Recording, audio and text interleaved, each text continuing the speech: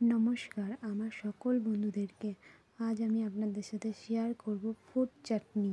তো আমার কাছে যেসব ফলগুলো ছিল সেখান থেকে যেটুকু পরিমাণ ফল আমার লাগবে আমি সেটুকু পরিমাণ ফল আমি কেটে নিয়েছি, কারণ বেশি করে আমি কি করব অতটা করে, তাই আমি অল্প করে যেটুকু লাগবে সেটুকু নিয়ে নিয়েছি। তারপর এই যে আমি কড়াইটাকে বসিয়ে দিয়েছি গ্যাসে। কড়াইটা হালকা তেতে এলে এর মধ্যে কিছু উপকরণ কিছু মশলা আমি করে নেব দুটো উপকরণ দিয়ে। এই যে 1 চামচ আমি জিরে দিয়ে নিয়েছি, জিরে, আর তার সাথে আমি 1 চামচ মৌরি দেবো। এই যে মৌরিটা আমি দিলাম, মৌরি আর জিরেটাকে হালকা ড্রাই রোস্ট করে নেব। এই মশলাটা ড্রাই রোস্ট করে নেওয়ার পরে যখন আমি চাটনিটা নামাবো সেই সময় এই মশলাটাকে দিলে পরে চাটনিটা একটু টেস্টি খেতে হবে। তারপরে এই যে কড়াইটা থেকে আমি নামিয়ে নেওয়ার পরে আমি 3 কাপ মতো জল দিয়েছি, আর এখানে 4টে মতো এলাচ আমি ফাটিয়ে দিয়ে নিয়েছি। যেহেতু ফ্লেভারটা ভালো হবে এলাচটা দিলে, এলাচের একটু গন্ধটা বেরাবে। আর এই যে আমার কাছে সুগারটা চিনিটা আমার কাছে পেস্ট করা ছিল, আপনারা গোটা চিনিও দিতে পারবেন। আমার কাছে যেহেতু এটা পেস্ট করা ছিল তার জন্য আমি চিনি গুঁড়োটা আমি দিয়ে নিলাম। পেস্ট করা চিনিটা 3 চামচ মতো দিয়ে নিয়েছি। আপনারা যে যতটা মিষ্টি খাবেন সেরকম পরিমাণে আপনারা দিয়ে নেবেন।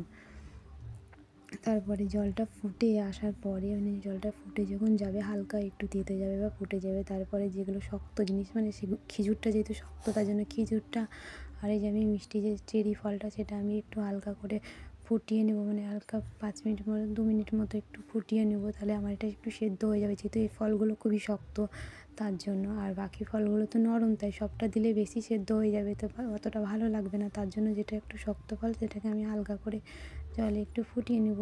ফুটিয়ে নেওয়ার পরে বাকি যে ফলগুলো আছে সেগুলো আমি দিব। এটা যেগুলো ফুটে গেছে, ফুটে যাওয়ার পরে যে আমি এখানে যে ফলগুলো আমার আছে এগুলো আমি সবটাই টোটালটাই ওর মধ্যে দিয়ে নেবো। যে আস্তে আস্তে আমি কাজু বাদাম, তারপরে যে বাদাম, তারপরে কিশমিশ, আর বাকি যে ফলগুলো ছিল সেই সমস্ত ফল আমি দিয়ে নেব।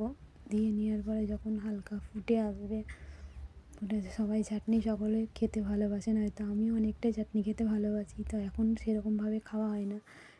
তাও আজকে করলাম। আমার হাজব্যান্ডও চাটনি খেতে পছন্দ করে না, তো এই চাটনিটা খাওয়া যেতেই পারে, কারণ ফল তো শরীরের পক্ষে ভালো খাওয়া, তার জন্য এই চাটনিটা খাওয়া যেতেই পারে। তোর জন্য একটু করলাম। এই যে হালকা 1 চিমটি মতো লবণ আমি দিয়ে নিয়েছি। আপনারা যে যতটা পরিমাণে লবণ খাবেন বা পরিমাণ মতো লবণটা দিয়ে নেবেন।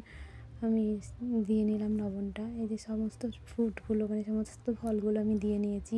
হালকা এই ফলগুলো একটু সেদ্ধ হয়ে গেছে, তারপরে 1 চিমটি লেবুর রস আমি দিয়ে দিলাম হালকা ফ্লেভারটা আসার জন্য। আপনারাও দিয়ে নিতে পারেন, লেবুর রসটা দিলে কী হবে, ভালো হবে, টেস্টি হবে খেতে। আর এর সাথে আপনারা 1 চামচ গোলমরিচ দিয়ে দেবেন, যতটা একটু পরিমাণে হালকা 1 চিমটি গোলমরিচ দিয়ে দেবেন। এই যে আমি 1 টেবিল চামচ মতো হালকা একটু গোলমরিচ দিয়ে নিলাম, একটু ঝাল হওয়ার জন্য।